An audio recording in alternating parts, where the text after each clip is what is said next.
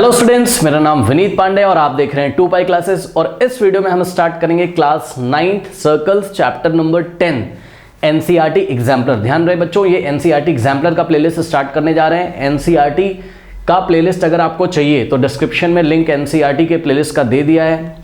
और एक रिक्वेस्ट है मेरी आपसे कि अगर अभी तक आपने बच्चों सर्कल्स को अच्छी तरीके से नहीं पढ़ा है, ठीक है, मतलब एनसीईआरटी से अच्छी तरीके से नहीं पढ़ा है, अगर आपके कॉन्सेप्ट नहीं क्लियर हैं तो बच्चों डिस्क्रिप्शन में दिए गए प्लेलिस्ट को जरूर से जरूर फॉलो करें, ठीक है। या आपने अगर अपने ट्यूशन कोचिंग स्कूल में कहीं अच्छी तरीके से पढ़ रखा है तो आप एग्जाम्पलर को स्टार्ट कर सकते हैं। लेकिन मैं आपको बता दूं, सर्कल्स क्लास 9th एग्जाम्पलर में आपको बहुत ही क्वालिटी क्वेश्चंस मिलने वाले हैं, जिसके लिए आपके एनसीईआरटी के एक एक कॉन्सेप्ट अच्छी तरीके से क्लियर होने चाहिए, ठीक है ना। तो नहीं क्लियर है तो एक बार फिर से बोल रहा हूँ, डिस्क्रिप्शन में दिए गए लिंक को क्लिक करें और एनसीईआरटी को अच्छी तरीके से पढ़ के हैं। अच्छा, अगर आप चैनल पे बच्चों न्यू आए हैं तो इस चैनल पे आपको फिजिक्स, केमिस्ट्री एंड मैथमेटिक्स के बहुत ही क्वालिटी कंटेंट मिल जाएंगे, ठीक है। मतलब हर एक चैप्टर को हमने डिटेल में पढ़ाया है, हर एक चैप्टर का आपको एनसीईआरटी सॉल्यूशन मिलेगा, हर एक चैप्टर का आपको एनसीईआरटी एग्जाम्पलर यहां पर मिलेगा, करेक्ट।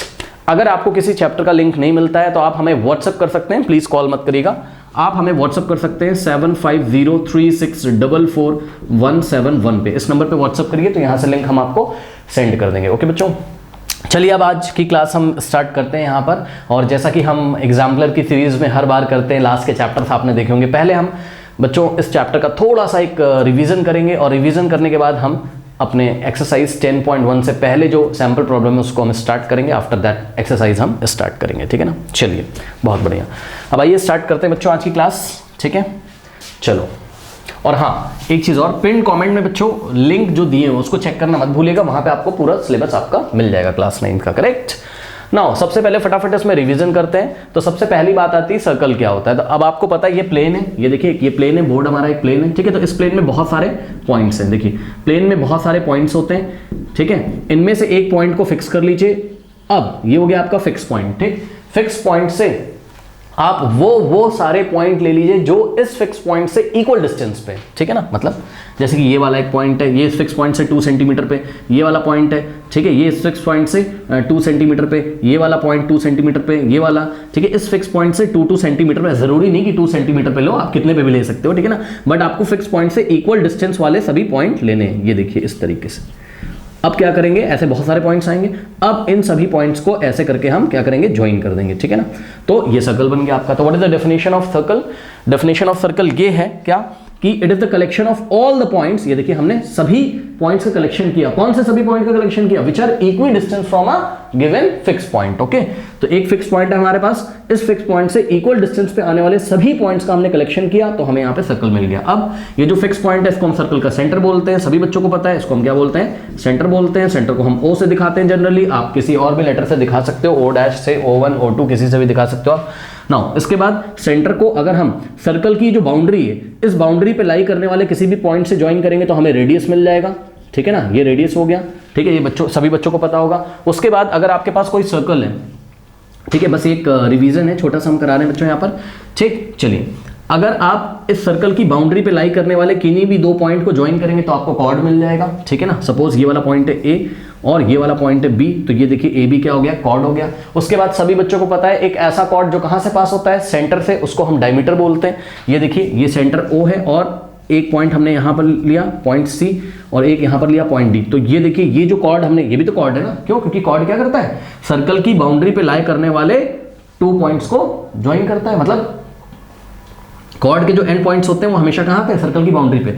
तो CD एक कॉर्ड है जिसके एंड पॉइंट्स कहां है, सर्कल की बाउंड्री पे, ठीक है ना। लेकिन इसकी खास बात क्या है, इसकी खास बात ये है कि सेंटर से ये पास हो रहा है। ये कॉर्ड तो है लेकिन ये लार्जेस्ट कॉर्ड है, चेक कर लो, इससे बड़ा कोई कॉर्ड पॉसिबल यहां पर नहीं है, ठीक है ना। तो कॉर्ड ये लार्जेस्ट कॉर्ड है, इस लार्जेस्ट कॉर्ड को हम क्या बोलते हैं, डायमीटर ऑफ द सर्कल, ठीक। तो बस ये CD आपका डायमीटर हो गया। अब जो डायमीटर है आपका CD यहाँ पर, ठीक है, तो आप देख सकते हो O से लेके D तक ये रेडियस है, रेडियस को हमने R से दिखाया। इसी तरीके से O से लेके C तक, इसको हमने R से दिखाया, ये भी रेडियस है भाई, O से D तक रेडियस है, O से C तक रेडियस है, ठीक। तो डायमीटर टोटल कितना हो गया, डायमीटर D फॉर डायमीटर, ठीक है। और डायमीटर कौन है यहाँ पर, CD, ठीक। तो डायमीटर का फॉर्मूला क्या हो गया, R + R 2R।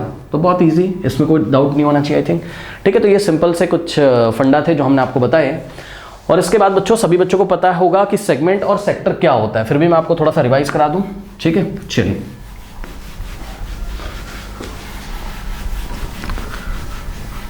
थोड़ा सा आपको बता देते हैं, वैसे तो क्लास 10th में आपको सेगमेंट और सेक्टर के बारे में डिटेल में पढ़ना है, बट फिर भी ठीक है ना। सेगमेंट क्या होता है, देखिए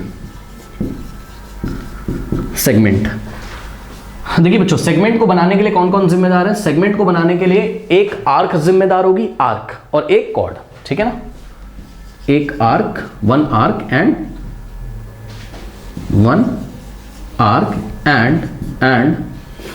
वन कॉर्ड, ठीक है ना।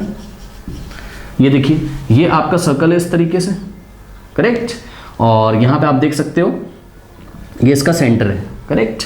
अब हमने देखो यहाँ पे एक आर्क ले ली। आर्क क्या होता है, सर्कल का अगर हम छोटा सा एक पार्ट ले लें, सर्कल का एक पोर्शन ले लें, सर्कल की बाउंड्री का एक पोर्शन ले लें, उसको हम आर्क बोलते हैं। बहुत टेक्निकल डेफिनेशन तो ये नहीं है, लेकिन समझने के लिए मैंने आपको बता दिया है। ये देखिए ये आर्क ए बी है, ठीक, तो ये एक आर्क ले लिया हमने, और हमने यहाँ पर ये देखिए कॉर्ड ले ली इस तरीके से, ठीक है ना। ए बी कॉर्ड है, और ये वाली ए बी जो लाइन सेगमेंट दिखाई पड़ रहा है ये क्या है, कॉर्ड है, और ये क्या है, ए बी आर्क है। ए बी आर्क को कैसे लिखते हैं, ये देखिए ए बी के ऊपर एक ऐसे आर्क लगा देते हैं, ठीक, इसको हम पढ़ेंगे ए बी आर्क।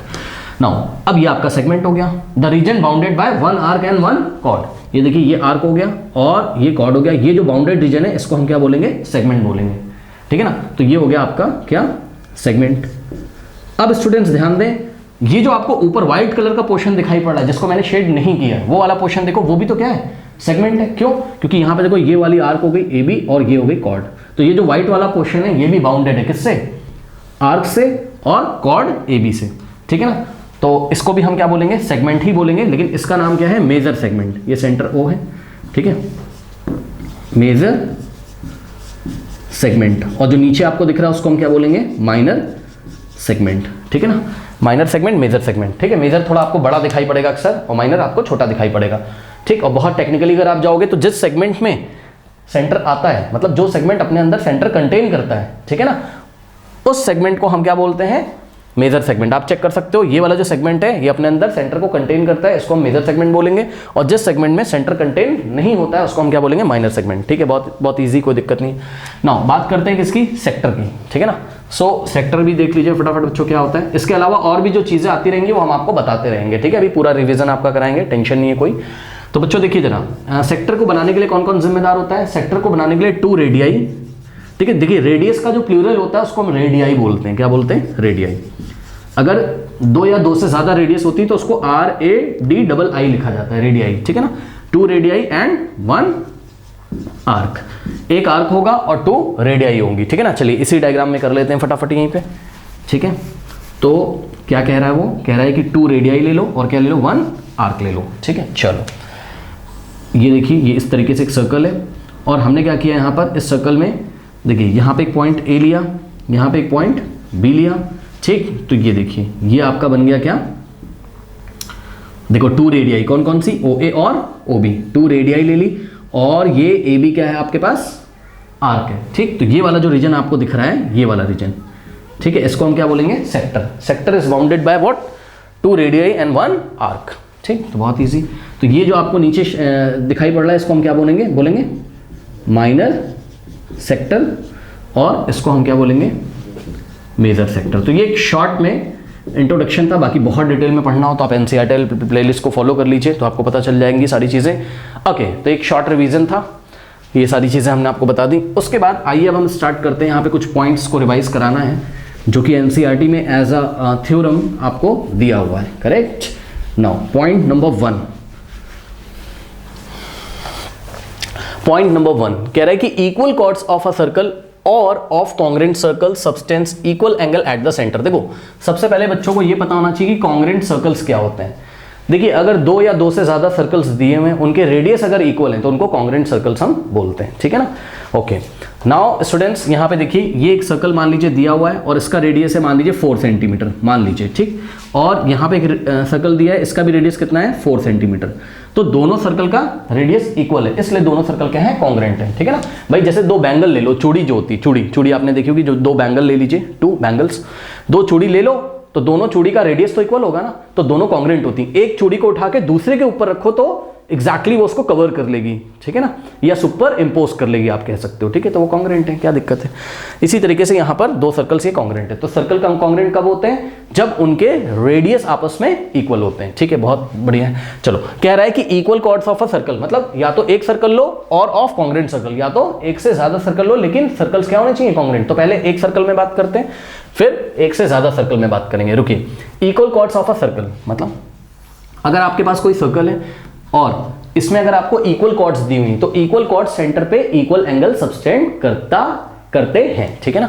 तो ये है फर्स्ट पॉइंट आपका, equal chords of a circle subtends equal angle at the centre, ठीक। ये देखिए, ये हमने यहां पर कॉर्ड लिया AB और यहां पे हमने कॉर्ड लिया CD, और मान लीजिए कि हमें गिवन है क्या कि कॉर्ड AB का लेंथ किसके इक्वल है? कॉर्ड CD के इक्वल है। मान लो क्या गिवन है हमें कि भाई कॉर्ड AB का लेंथ किसके इक्वल है? कॉर्ड CD के। तो ये जो कॉर्ड है AB, ये सेंटर पे जितना एंगल बनाएगा उतना ही कॉर्ड CD भी सेंटर पे बनाएगा। मान लो इस कॉर्ड ने सेंटर पे 30 डिग्री बनाया, तो कॉर्ड CD ने भी सेंटर पे कितना बनाया? 30 डिग्री, बस, ठीक। और यही फंडा लगता है कहां पर? अगर आपके पास दो कॉन्ग्रेंट सर्कल हो, जैसे कि मान लीजिए ये देखिए, ये दो कॉन्ग्रेंट सर्कल है, ये वाला और ये वाला, दोनों की रेडियस इक्वल है। अब मान लो कि इसमें एक कॉर्ड दी हुई है MN और यहां पर एक कॉर्ड दी हुई है लेट अस से PQ, ठीक।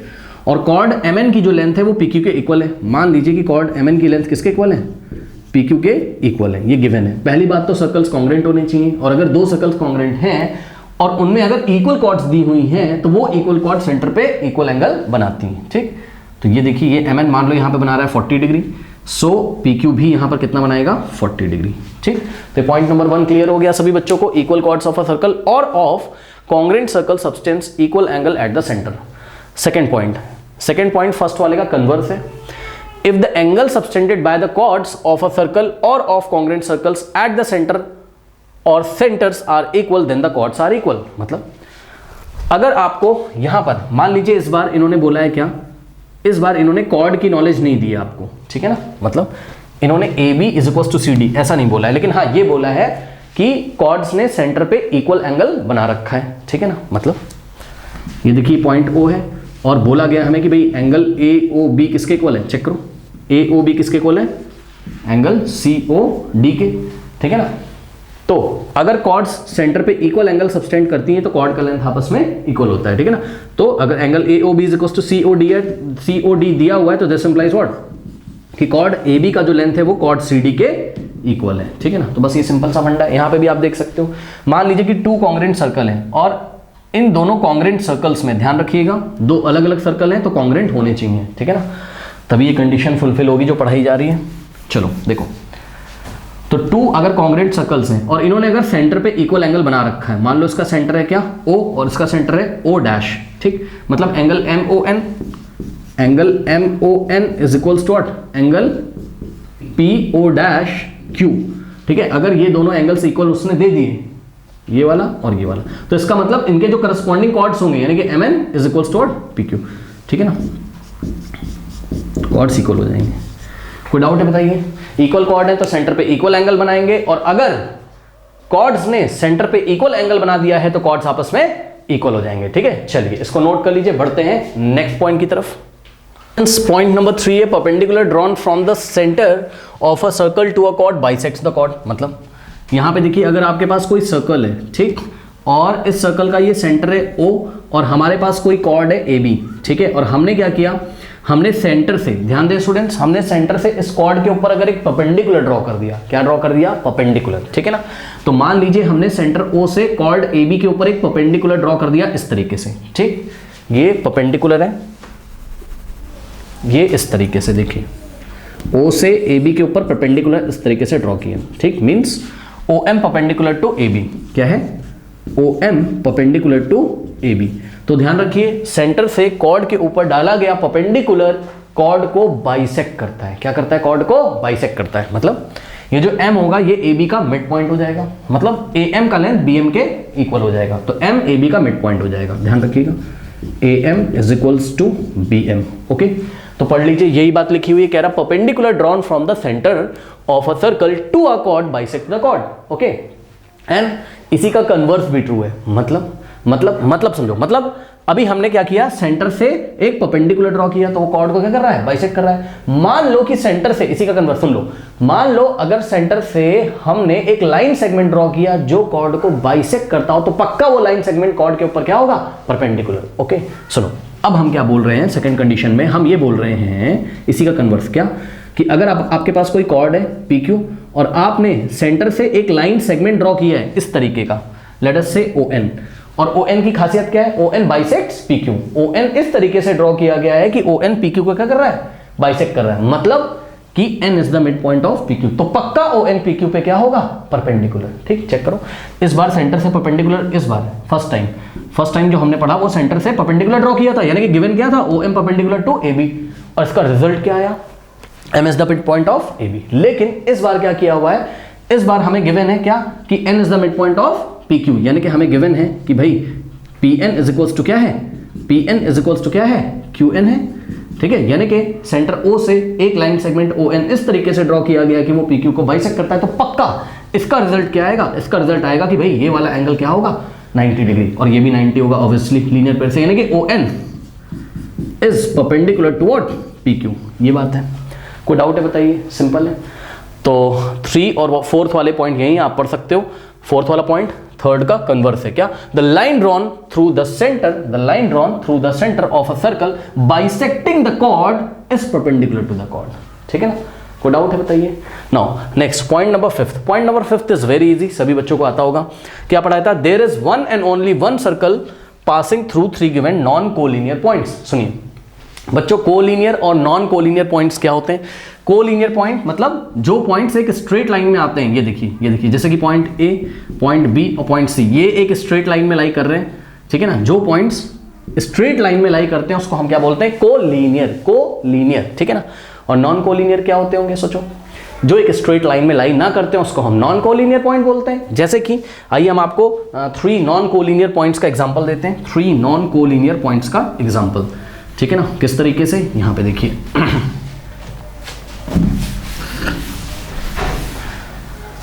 ये देखिए स्टूडेंट्स, एक पॉइंट हमने यहां पे लिया, दूसरा यहां पे लिया, तीसरा यहां पे लिया, करेक्ट। तो ये हो गया आपका पॉइंट A, ये पॉइंट B, ये पॉइंट C, ये नॉन कोलिनियर है। क्यों, क्योंकि अगर आप इनको एक लाइन पे लाई कराने की कोशिश करोगे, इनमें से 2 पॉइंट तो लाइन पे लाई कर जाएंगे, बट 3rd वाला मिस हो जाएगा। चेक करो, अगर हमने एक लाइन ड्रॉ करी मान लो इस तरीके से, तो A और B लाइन पे आ गए, लेकिन C मिस हो गया। ठीक, तीनों एक साथ एक लाइन पे नहीं आ रहे हैं इस टाइम। अगर आप B और C को ज्वाइन करोगे तो A BC के ऊपर लाइन नहीं कर रहा है, अगर आप A और C को ज्वाइन करोगे तो B मिस हो जाएगा। समझ गए, तो ये तीनों क्या है, नॉन कोलिनियर है। तो वो क्या कहता है 3 नॉन कोलिनियर पॉइंट्स होंगे अगर, तो उनसे केवल एक और एक ही सर्कल पास हो सकता है। ठीक है ना, तो याद रखिएगा बच्चों, 3 गिवन पॉइंट से एक ही सर्कल पास हो सकता है, याद रखिएगा। तो एक सर्कल कुछ इस तरीके से होगा जो तीनों से पास होगा, और कैसे पास होता है ये हमने आपको कंस्ट्रक्शन करके दिखाया हुआ है। एनसीईआरटी में क्या करते हैं, याद करिए, कैसे निकालते हैं इसका सेंटर सर्कल का। ये आपको A दिया है, ये आपको B दिया है, A B और ये C दिया है। हम क्या करते हैं, AB को ज्वाइन करेंगे और AC को ज्वाइन करेंगे। ठीक है, AB का परपेंडिकुलर बाइसेक्टर ड्रॉ करेंगे और AC का परपेंडिकुलर बाइसेक्टर ड्रॉ करेंगे। याद है, जहां पे ये इंटरसेक्ट करेगा वही क्या है, सर्कल का सेंटर है। O से A तक का रेडियस लेके OA एक आर्क लगाना इस तरीके से शुरू करेंगे, OA रेडियस लेके, तो आपको एक सर्कल इस तरीके से मिल जाएगा, जो कि कहां से पास करेगा, A, B और C से। तो 3 नॉन कोलिनियर पॉइंट से केवल एक और एक ही सर्कल पास हो सकता है। ओके स्टूडेंट्स, नोट कर लीजिए, बढ़ते हैं नेक्स्ट पॉइंट की तरफ। नाउ स्टूडेंट्स, पॉइंट नंबर 6 देखिए, equal chords of a circle or of congruent circles are equidistant from the centre or centres. देखिए कह रहा है कि जो मान लो पहले आप एक सर्कल ले लो, आप सिंगल एक सर्कल ले लो। ठीक है ना, आपने एक सिंगल एक सर्कल लिया इस तरीके से, यहां पे दिखाता हूं मैं आपको, ये एक सर्कल है आपके पास। ठीक, और इस सर्कल में जो इक्वल कॉर्ड्स होंगी वो सर्कल से इक्वल डिस्टेंस पे होंगी, सर्कल के सेंटर से इक्वल डिस्टेंस पे होंगी। ओके, तो ध्यान से चेक करिए, ये सेंटर है। ठीक, और इक्वल कॉर्ड्स हमने ले लिए। मान लीजिए ये देखिए, ये एक कॉर्ड हमने ले ली AB, और दूसरी कॉर्ड हमने यहां पर ले ली लेट अस से CD, करेक्ट। तो और मान लीजिए कि कॉर्ड्स के लेंथ आपस में इक्वल है, मतलब AB is equal to CD है। So AB is equal to अगर CD है, तो जो इक्वल कॉर्ड्स होती हैं वो सेंटर से इक्वी डिस्टेंट होती हैं, मतलब कि कॉर्ड AB CD के इक्वल है, ये तो गिवन है। लेकिन इसका रिजल्ट क्या आएगा, इसका रिजल्ट ये आएगा कि कॉर्ड AB की सेंटर से दूरी, यानी कि ये सेंटर है O से, ये देखिए M तक, ये OM क्या है, डिस्टेंस है किसकी, AB की, कहां से, सेंटर से। ठीक है ना, तो सेंटर से कॉर्ड AB की डिस्टेंस और सेंटर से कॉर्ड CD की डिस्टेंस लेट अस से ON, ये वाली डिस्टेंस ON और OM आपस में इक्वल होंगी। कोई डाउट है बताइए। और याद रखिएगा सेंटर से जो डिस्टेंस आती है, डिस्टेंस का मतलब क्या होता है, डिस्टेंस का मतलब क्या होता है, ये OM परपेंडिकुलर होगा किस पे, AB पे। याद रखिएगा डिस्टेंस हमेशा कॉर्ड पे क्या होती है, परपेंडिकुलर, ठीक है। डिस्टेंस ऐसा नहीं हो सकता है, ये देखिए ये सेंटर है और ये कॉर्ड है AB, ठीक है, ये सेंटर O है, ये डिस्टेंस नहीं होगा। ये देखो ये एंगल 90 नहीं बन रहा है, ठीक, ये 90 भी होना चाहिए, ये 90 भी होना चाहिए, ठीक है। बहरहाल फिर से सुन लीजिए, अगर किसी सर्कल में कॉर्ड्स इक्वल हैं तो वो सेंटर से इक्वल डिस्टेंस पे होती हैं, करेक्ट।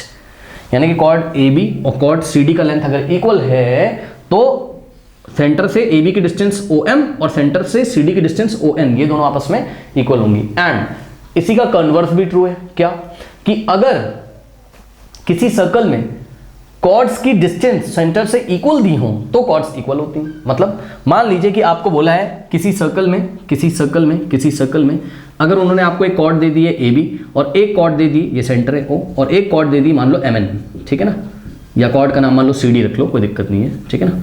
तो कॉर्ड CD है, ठीक, कॉर्ड MN और कॉर्ड CD। अब इन्होंने आपको क्या बोला इस बार कि AB की डिस्टेंस क्या है, OM है, ठीक, और CD की सेंटर से डिस्टेंस क्या है, ON है, करेक्ट। तो इन्होंने बोला कि भाई इस बार जो सेंटर से डिस्टेंस है वो इक्वल है, यानी कि OM इज इक्वल्स टू क्या है, ON है, तो पक्का कॉर्ड्स क्या होंगी, इक्वल होंगी, यानी कि AB इज इक्वल्स टू क्या होगा, CD होगा। तो ये बहुत इजी कॉन्सेप्ट था, आप लोग को पता होगा, ठीक है ना। तो सेम सर्कल में आप चेक कर सकते हो, equal chords are equidistance from the centre, and इसी का कन्वर्स क्या, chords equidistance from the centre of a circle are equal in length. या तो आप दो डिफरेंट सर्कल्स में भी ये थ्योरम लगा सकते हो, लेकिन शर्त ये है क्या, कि दोनों सर्कल्स क्या होने चाहिए, कॉन्ग्रेंट। मतलब अगर आपके पास दो सर्कल्स कॉन्ग्रेंट है, मान लीजिए ये देखिए इस तरीके से, इसका रेडियस है R, ठीक, और ये एक और सर्कल है, इसका रेडियस भी R है, दोनों का रेडियस सेम है, दोनों कॉन्ग्रेंट हो गए। तो अगर इसमें इक्वल कॉर्ड्स होंगी, मतलब यहां पे देखिए कोई कॉर्ड AB है और यहां पर देखिए ये देखिए कोई कॉर्ड क्या है, CD है। मान लीजिए कि हमें बोला गया है chord AB is equal to what, CD। मान लो दिखने में छोटा बड़ा लग रहा होगा, कोई बात नहीं, कॉर्ड AB अगर CD के इक्वल है और सर्कल अगर कॉन्ग्रेंट है तो पक्का ये कॉर्ड्स सेंटर से इक्वी डिस्टेंस पे होंगी। मतलब अगर कॉर्ड AB का आप सेंटर से डिस्टेंस निकालो, ये सेंटर है O, ठीक, तो सेंटर से डिस्टेंस है कितनी, OM, और यहां से देखिए ये सेंटर है O और सेंटर से डिस्टेंस कितनी है, ON है, करेक्ट। तो OM इज इक्वल टू क्या हो जाएगा, ON, एंड वाइस वर्सा। इसी का कन्वर्स भी ट्रू है, क्या, कि अगर दो सर्कल कॉन्ग्रेंट हैं और दो सर्कल जो कॉन्ग्रेंट हैं उनके कॉर्ड्स अगर सेंटर से इक्वल डिस्टेंस पे हैं, यानी कि OM इज इक्वल टू, अगर ON उसने दे दिया है तो पक्का कॉर्ड्स क्या होंगे, इक्वल, यानी कि AB is equal to CD हो जाएगा, ठीक है ना। तो सिंपल है, ठीक है। तो ये सारी चीज़ें आप लोग नोट कर सकते हो, बहुत ईजी हैं, और NCERT में हम लोगों ने इसको बहुत डिटेल में कवर किया हुआ है। तो मैं बार बार बोल रहा हूँ कि अगर आपने NCERT वाला प्लेलिस्ट नहीं फॉलो किया है, ठीक है, तो आप उसको टाइम निकाल के फॉलो कर लीजिए, कॉपी में नोट्स बनाइए, ठीक है, और बहुत ज़्यादा आपको यहाँ पर फ़ायदा होने वाला है। वहाँ तो बहुत डिटेल में मैंने पढ़ाया हुआ है, यहाँ जस्ट मैं रिवाइज करा रहा हूँ। चलिए पॉइंट नंबर 8 में आइए आप लोग। कह रहा है if two chords of a circle are equal then their corresponding arcs are congruent, ठीक है ना। And conversely if two arcs are congruent then their corresponding chords are equal. देखो if two chords of a circle are equal, ठीक है, अगर if two chords of a circle are equal, मतलब किसी circle के टू कॉर्ड्स अगर equal है, ठीक है ना, मतलब सुनो ये एक सर्कल है, ठीक, और ये इसका सेंटर है O, इसके दो कॉर्ड्स इक्वल हैं, ले लीजिए कोई भी, मान लीजिए कि हमने एक कॉर्ड लिया AB, ठीक, और यहां पे हमने एक कॉर्ड लिया क्या, CD, ठीक है ना, ये AB है और यहां पर ये क्या है, CD है। दो कॉर्ड्स अगर इक्वल हैं तो उनके करस्पॉन्डिंग आर्क्स कॉन्ग्रेंट होंगे। अब इसके करस्पॉन्डिंग आर्क्स क्या होते हैं बच्चों, ये देखिए ये AB कॉर्ड का करस्पॉन्डिंग आर्क ये रहा, ये यहां से यहां तक का लेंथ जो है ये सर्कल का ये वाला पार्ट दिख रहा है, ये आर्क है AB, किसके करस्पॉन्डिंग, AB कॉर्ड के करस्पॉन्डिंग, ठीक, और CD कॉर्ड के करस्पॉन्डिंग ये वाला आर्क है, ये देखिए, ठीक है। तो कह रहा है कि अगर AB किसके इक्वल है, CD के, मतलब टू कॉर्ड्स इक्वल है, अगर AB किसके इक्वल है, CD के, तो इनके करस्पॉन्डिंग जो अगर कॉर्ड AB CD के इक्वल है तो इनके करस्पॉन्डिंग आर्क्स जो होंगे वो कॉन्ग्रेंट होंगे। मतलब ये जो आर्क AB की जो लेंथ है, arc AB is equals to what, arc CD, ये चीज होगी। अब कुछ बच्चे इसका मतलब नहीं समझते हैं। इसका मतलब ये है कि आप एक धागा लेके आओ, थ्रेड, ठीक है ना, ये देखिए ये थ्रेड लेके आइए आप इस तरीके से, ये थ्रेड, और ए से रखिए, फेविकोल लगाओ इसमें, और ये वाले पाथ पे ए बी के अलॉन्ग इसको रख दो इस तरीके से, फेविकोल से लगा दो, लेकिन सुखाना नहीं इसको, है ना, ड्राई नहीं करना, नहीं सूख के ऐसे में चिपक जाएगा। जैसे ही आपने लगाया तुरंत आप निकाल लीजिए इसको। तो ये वाली जो लेंथ है, ये जो लेंथ है, ये किसकी लेंथ है, इतनी लेंथ किसकी लेंथ है, आर्क ए बी की। इसको ले जाके जब आप सी डी के ऊपर ऐसे रखोगे तो ये एग्जैक्टली सी डी को कवर कर लेगा। इसको दूसरे तरीके से, इस तरीके से आप समझ सकते हो कि मान लो अगर सीजर से हम ये वाला पोर्शन कट करें, कौन सा, ये वाला सेगमेंट और ये वाला, इसको एक दूसरे के ऊपर सुपर इंपोज करेंगे तो ये वाली जो आर्क ए बी है एग्जैक्टली किसको कवर कर लेगी, सी डी को। ये कॉन्ग्रेंट का मतलब होता है, ठीक है ना, कोई डाउट है बताइए।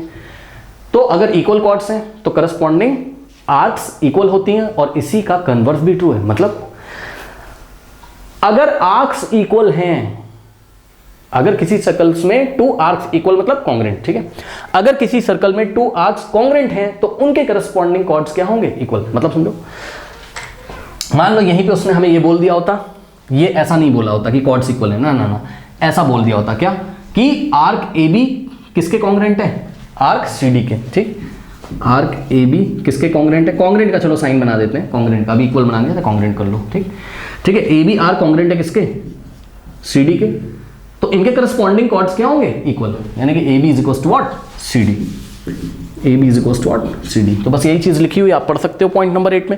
If two chords of a circle are equal then their corresponding arcs are congruent, and conversely if two arcs are congruent then their corresponding chords are equal. Okay, कोई डाउट है बताइए। अब नेक्स्ट देखिए, कह रहा है congruent arcs of a circle subtends equal angle at the centre. क्या कह रहा है, कह रहा है congruent arcs of a circle subtend equal angle at the centre. इसका क्या मतलब है, अगर आपको कॉन्ग्रेंट आर्क्स दी हुई हैं, ठीक है, तो वो सेंटर पे इक्वल एंगल बनाते हैं। इसमें कौन सी नई बात हो गई, कुछ नहीं। देखिए क्यों, क्योंकि अगर आप लोग ध्यान दें स्टूडेंट्स, तो ये देखिए अभी हम इस कॉर्ड को हटा देते हैं यहाँ से, ठीक, इसको हम यहाँ से हटा देते हैं, तो आप क्लियरली यहाँ से देख सकते हो कि ये जो आर्क ए बी है, ये आर्क ए बी है, ये कॉन्ग्रेंट है किसके, आर्क सी डी के। Okay, arc A B is congruent to what, arc C D, ये आपको गिवन है। तो कह रहा है कि जो कॉन्ग्रेंट आर्क्स होंगी ये सर्कल के सेंटर पे इक्वल एंगल बनाएंगी। मतलब अगर हम ये जो आर्क ए बी, इसका एंड पॉइंट ए और एंड पॉइंट बी को अगर सेंटर से ज्वाइन कर दें ऐसे, भाई चेक करो ना, आर्क ए बी के एंड पॉइंट्स क्या है, ए और बी, तो ए और बी को अगर सेंटर से ज्वाइन करोगे तो यहां पे जो एंगल बनेगा, यानी कि angle A O B is equals to what. अब देखो ये सी डी आर्क के जो एंड पॉइंट्स हैं सी ए और डी है, तो सी को आप सेंटर से और डी को आप सेंटर से ज्वाइन करेंगे तो ये वाला जो एंगल है यानी कि एंगल सी ओ डी, ठीक है। सो मैं इसको डार्क कर देता हूं, angle A O B and angle what, C O D, ये आपस में क्या होंगे, इक्वल होंगे, ठीक है, ऐसा वो लोग बोल रहे हैं। कोई डाउट है बताइए। अब ऐसा क्यों हुआ, ऐसा बहुत ईजी बच्चों, पता है क्या, सुनो भाई एक बात बताओ, अगर इन्होंने बोल दिया है कि आर्क ए बी कॉन्ग्रेंट है किसके, सी डी के, अगर आर्क्स कॉन्ग्रेंट होते हैं तो उनके करस्पॉन्डिंग कॉर्ड भी तो इक्वल होते हैं। मतलब समझो, मतलब ए बी का लेंथ, कॉर्ड ए बी का लेंथ कॉर्ड सी डी के इक्वल हो जाएगा। और हमने क्या पढ़ा है भाई, आर्क ए बी कॉन्ग्रेंट था किसके, सी डी के, तो इनके करस्पॉन्डिंग कॉर्ड्स भी तो इक्वल होंगे ना, और इक्वल कॉर्ड सेंटर पे इक्वल एंगल बनाते हैं, हमने पढ़ा है, ठीक है। Equal chords subtend equal angle at the centre. तो चेक करो, अगर ये कॉर्ड ए बी का लेंथ सी डी का इक्वल हो गया तो ये सेंटर पे इक्वल एंगल ही तो बनाएंगे। इसीलिए उन लोग ने क्या बोल दिया कि कॉन्ग्रेंट आर्क्स जो होते हैं वो सेंटर पे इक्वल एंगल सबटेंड करते हैं। तो कोई प्रॉब्लम इसमें होना नहीं चाहिए। ओके स्टूडेंट्स, तो इसको आप लोग नोट कर लीजिए।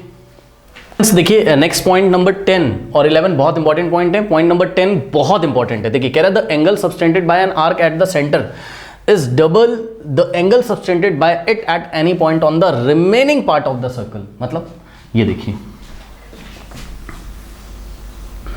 ये हमारे पास सेंटर है, ठीक, और कोई आर्क है हमारे पास, लेट अस से ए बी, ठीक है। तो ये जो आर्क ए बी है, ध्यान दें स्टूडेंट्स, ये जो आर्क आपका ए बी है ये सेंटर पे जितना एंगल सबटेंड करता है, कैसे करोगे आप इस बात को बताओ। सिंपली ये सेंटर है ओ, आपको क्या करना है, आर्क ए बी के जो एंड पॉइंट्स हैं ए और बी, इसको आपको ज्वाइन करना है किससे, सेंटर से, ठीक। तो यहां पे देखिए जरा, कह रहा है the angle subtended by an arc at the centre. तो angle subtended by arc A B at the centre कितना है, ये आर्क ए बी ने सेंटर पे कितना एंगल बनाया हुआ है, कितना एंगल सबटेंड किया हुआ है बताइए, एंगल ए ओ बी। तो ये आर्क सेंटर पे जो एंगल बनाएगी यानी कि एंगल ए ओ बी, ये डबल होगा, ये डबल होगा, किसका डबल होगा, ये डबल होगा, यानी कि डबल होगा, यानी कि 2 टाइम्स, डबल का मतलब 2 टाइम्स होगा, किसका किसका किसका, is double the angle subtended bye it, ये इट किसके लिए लगा हुआ है, आर्क के लिए, आर्क ए बी के लिए, ठीक है ना, is double the angle subtended by the same arc at any point on the remaining part of the circle. मतलब कि अब ये जो रिमेनिंग पार्ट बचा है सर्कल का, अब कुछ बच्चे कहते हैं सर ये वाला पार्ट लें कि नहीं लें, ना ना ना ना, ये ए बी तो कहां कवर हो गया, आर्क में, इस पोर्शन को छोड़ के, ये यहां से यहां तक ए बी पे जितने भी पॉइंट आ रहे हैं इसको छोड़कर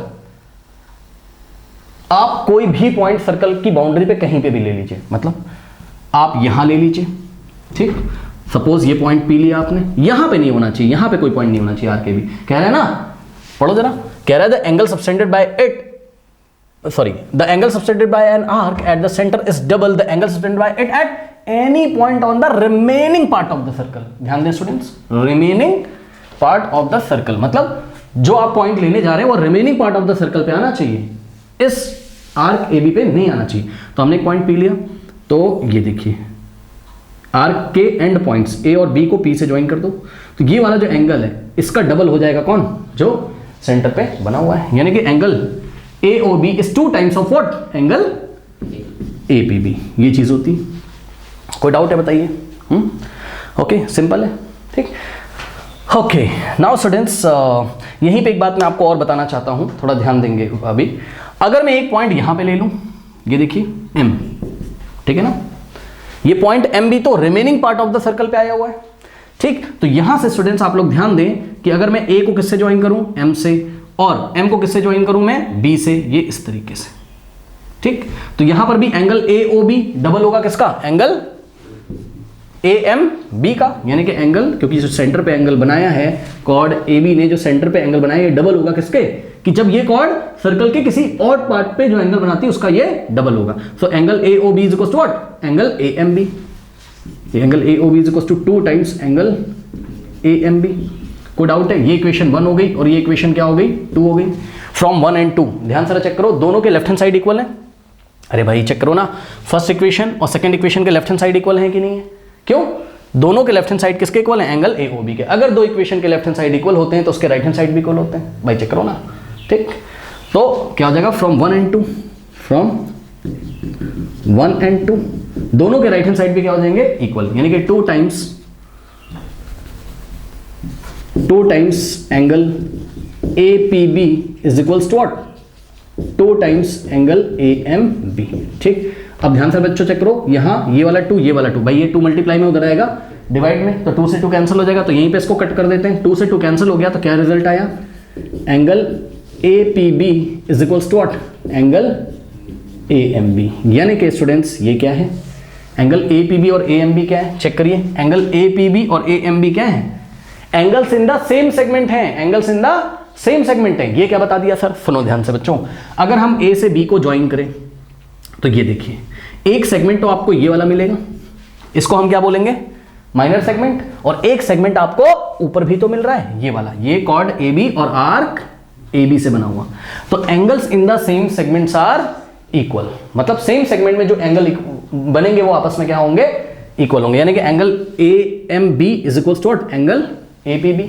यहां से पढ़िए जरा, यही लिखा है point number 11, angles in the same segment of a circle are equal, ठीक है। सेम सेगमेंट में जो एंगल बनते हैं सर्कल के वो आपस में इक्वल होते हैं, ठीक है। एक दो एग्जांपल हम आपको दे सकते हैं। मान लीजिए कि यहां पे देखिए, ये इस तरीके से एक सर्कल है हमारे पास, करेक्ट, और ये देखिए ये PQ ऐसे करके इन्होंने हमें दे दिया, यहाँ पे सेंटर O है, ठीक है, PQ एक कॉर्ड है, ठीक। एक एंगल यहाँ पे दिया, लेट अस से पॉइंट M, ठीक है, यहाँ पे लेते हैं थोड़ा सा, यहाँ पे ये पॉइंट M है, करेक्ट, और ये देखिए ये दिया उसने एंगल PMQ, कितना दिया, 30 डिग्री, ठीक। और आपसे पूछ रहा है, ये सेंटर है ना, ये लीजिए, ये वैल्यू कितना होगा, 30 डिग्री होगा। क्यों, angles in the same segment. Check करो, ये मेजर सेगमेंट में एंगल बने कौन सा, PMQ और PNQ, तो ये भी कितना हो जाएगा, 30 degree. Angles in the same segment are equal, ठीक है। और यहीं पे अगर आपको पूछ लेता क्या, एंगल POQ का वैल्यू, तो एंगल POQ कितना हो जाता, 60 डिग्री। क्यों, क्योंकि सेंटर पे जो एंगल बनेगा वो देखो ना, आर्क PQ ने सेंटर पे जो एंगल बनाया वो डबल होगा किसका, इसका या फिर इसका, किसी का भी आप बोल सकते हो, ठीक। क्योंकि सर्कल के सेंटर पे जो एंगल बनता है, it is just double the angle subtended by that arc at any point on the remaining part of the circle. Okay, कोई डाउट है बताइए।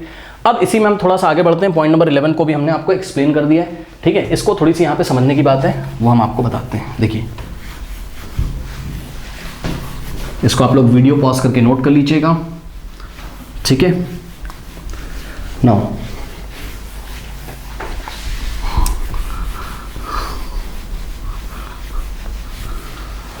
ओके, देखिए मान लीजिए आपके पास ये सर्कल है, ठीक। अब ये देखिए यहाँ पर आपके पास सेंटर है और ये आपके पास पॉइंट ए है, ठीक, और ये आपके पास पॉइंट बी है, ठीक। ये हमने इसको ऐसे ज्वाइन कर दिया, ठीक। और यहाँ पे आपने पॉइंट एम लिया था, ठीक।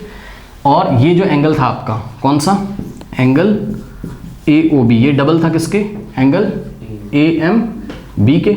ओके, ये डबल था एंगल ए एम बी के, ठीक है। ये सेंटर है ओ, एंगल ए एम बी के।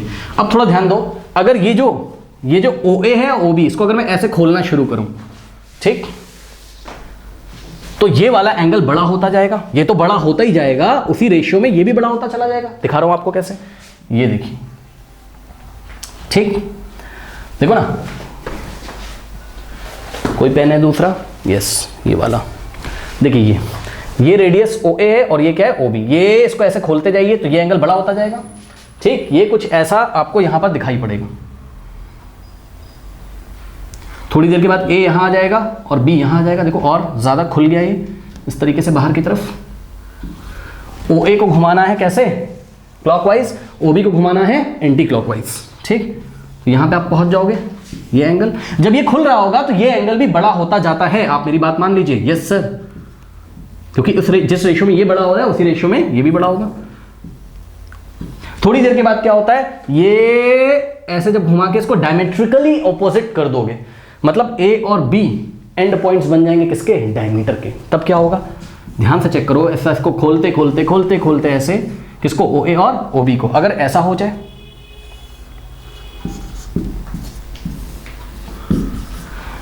ये देखिए स्टूडेंट्स, अगर ऐसा हो जाए, बहुत ध्यान चेक करो, अभी भी यहां पर भी angle A O B double था किसके, एंगल ए एम बी के, ठीक। अब जब आपने इसको ऐसे खोल के कर दिया तो एक बहुत स्पेशल चीज होती है यहां पर, एम बढ़ते बढ़ते बढ़ते बढ़ते काफी बढ़ जाएगा, और ये बढ़ते बढ़ते बढ़ते बढ़ते कितना हो जाता है वो आपको पढ़ना है। ये देखिए, इसको ज्वाइन करो, इसको ज्वाइन करो बच्चों। जब आपने इसको ऐसे घुमाते घुमाते स्ट्रेट लाइन कर दिया, ओ ए और ओ बी, मतलब पॉइंट बी और ए डायमेट्रिकली ऑपोजिट आ गए, तो ये वाला एंगल कितना बन जाएगा, 180। अरे चेक करो ना, ए ओ बी स्ट्रेट लाइन हो गई। मैं क्या कह रहा हूं कि ए और बी कहां आ रहे हैं, डायमीटर के एंड पॉइंट्स पे, ये ऐसे घुमा दिया, ठीक। तो ये एंगल कितना हो गया बताओ, ये एंगल कितना हो गया, 180। कौन सा एंगल सर, अरे ये वाला एंगल, ये एंगल बढ़ के कितना हो गया, 180 डिग्री। लेकिन क्या पढ़ाया गया था कि जो आर्क होती है वो सेंटर पे जितना एंगल बनाती है वो डबल होता है किसके, इसके। यानी कि बच्चों ये वाला अगर इसका डबल है तो ये वाला इसका हाफ हो जाएगा, सही है। यानी कि ये अगर 180 आ गया तो ये कितना है, 90 है कि नहीं बताइए। तो ये एंगल हो गया 90। ये एक स्पेशल कंडीशन होती है, इसको हम क्या बोलते हैं, angle in the semi circle is 90 degree. Angle in the semi circle is right angle, note करिए क्या, angle in the semi circle is 90 degree. अब ये बच्चे कहते हैं सर और समझा दो, समझ में नहीं आया तो सुनो ध्यान से। देखो आपको कहीं पे ऐसे क्वेश्चन दिया रहेगा, ये देखिए,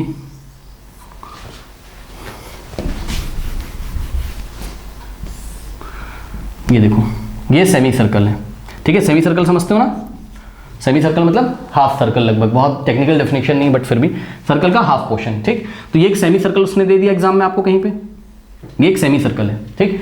ये सेंटर है और बोला भी नहीं उसने, बस इतना बोल दिया ए बी क्या है, ए बी क्या है, डायमीटर है, ए बी क्या है, डायमीटर। अगर ए बी डायमीटर होगा तो पक्का यहां पर कहीं सेंटर होगा, ठीक। तो सोचो जरा, नीचे का पोर्शन आपको नहीं दिख रहा है लेकिन कंडीशन तो यही होगी ना, ये एंगल कितना होगा 180। अगर इस सर्कल को हम कंप्लीट करें तो ये 180 होगा, तो यहां पे जो एंगल उसने बनाया होगा लेट अस से एल, तो एंगल ए एल बी कितना हो जाएगा 90। कोई डाउट है बताइए। तो आज के बाद आप जब भी फिगर देखें, कैसा angle in the semi circle वाला फिगर, मतलब वो ऐसे करके आपको दे देगा,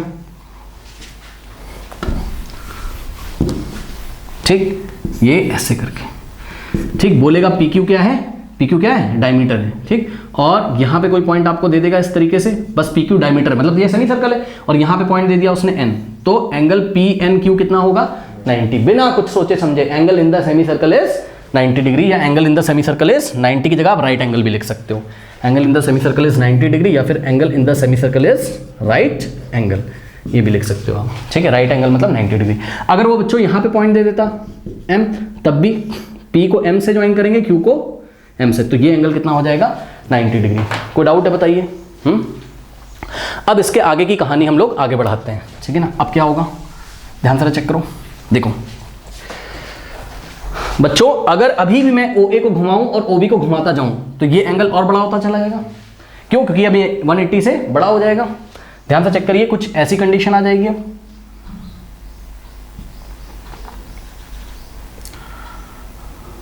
ये सेंटर है O, ठीक है। ध्यान दें स्टूडेंट्स, ये ऐसे घुमा दो, ठीक, तो A यहां पे आ जाएगा और B यहां पे आ जाएगा, ये सुनो, ठीक। OA को ज्वाइन करो OB को। अब आपको एंगल तो यही वाला देखना है ना, यही तो बड़ा होता चला जा रहा है, पहले इतना था, फिर बड़ा होते होते 180 हुआ, फिर 180 से बड़ा हो गया, ये देखिए ये 180 से क्या हो गया, बड़ा हो गया, ठीक है ना। ओके, नाउ ध्यान दें, तो यहां से क्या होगा कि यहां पे जो एंगल होगा M वाला, ये और बड़ा हो जाएगा 90 से।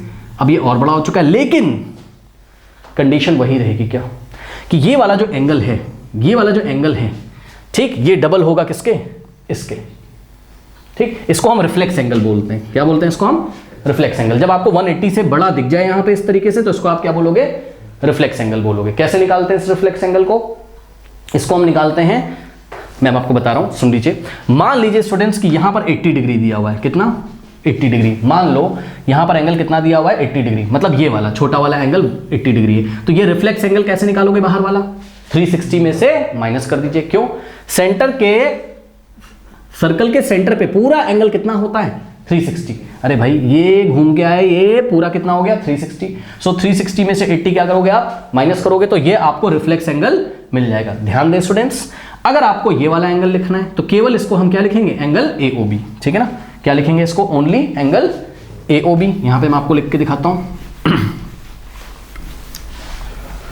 अगर आप ये वाला एंगल लिख रहे हो ओनली, तो इसको तो ओनली एंगल AOB लिखोगे, ये हो गया 80। लेकिन अगर आपने ऐसा लिख दिया, क्या?